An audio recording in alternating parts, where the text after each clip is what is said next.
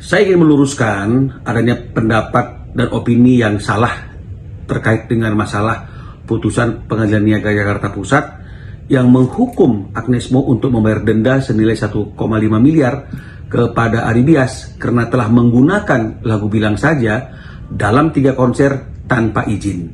Jadi itu bukan royalti. Sekali lagi, itu bukan royalti, tapi itu adalah denda karena tidak memiliki izin atau tidak mendapatkan izin menggunakan lagu Bilang Saja secara komersil dalam pertunjukan langsung atau live konser dari penciptanya.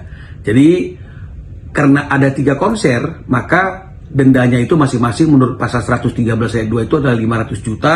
Jadi 500 juta kali 3 dapatlah nilai 1,5 miliar. Jadi ini bukan royalti ya. Jadi jangan kita salah paham kok royalti mahal sekali. Itu denda. Nah, sekarang yang paling penting adalah bagaimana caranya supaya kita tidak dapat denda yang nilainya sangat tinggi sekali. Gampang saja. Sebelum kita melakukan live konser atau sebelum kita melakukan pertunjukan dan pertunjukan ciptaan, maka mintalah izin kepada penciptanya. Dengan seperti itu kita terbebas dari denda dan kita mungkin hanya akan diminta membayarkan royalti yang tentunya besarannya tidak sebesar kalau kita dikenakan denda akibat tidak meminta izin kepada penciptanya ketika menggunakan lagu ciptaannya dalam pertunjukan langsung atau live konser. Ya, jadi paham ya, itu bukan royalti tapi denda.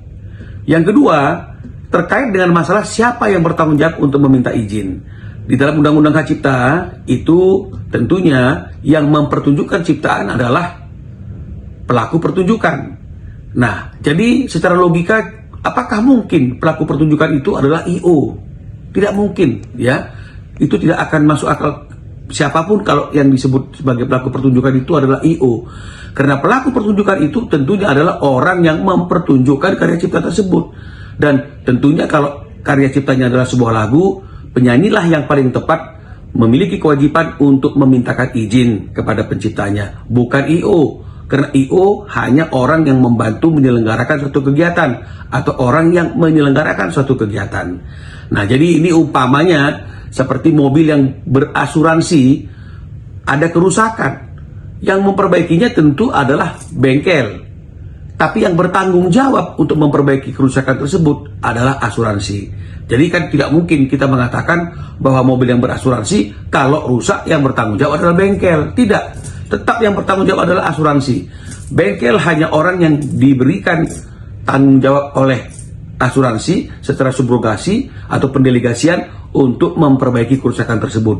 Begitu juga dengan izin dari pencipta. Kewajibannya melekat kepada penyanyi atau pelaku pertunjukan, boleh saja didelegasikan atau disubrogasikan kepada I.O. atau siapapun. Yang penting kuncinya adalah meminta izin terlebih dahulu sehingga Anda hanya dikenakan royalti, bukan denda akibat tidak memiliki izin.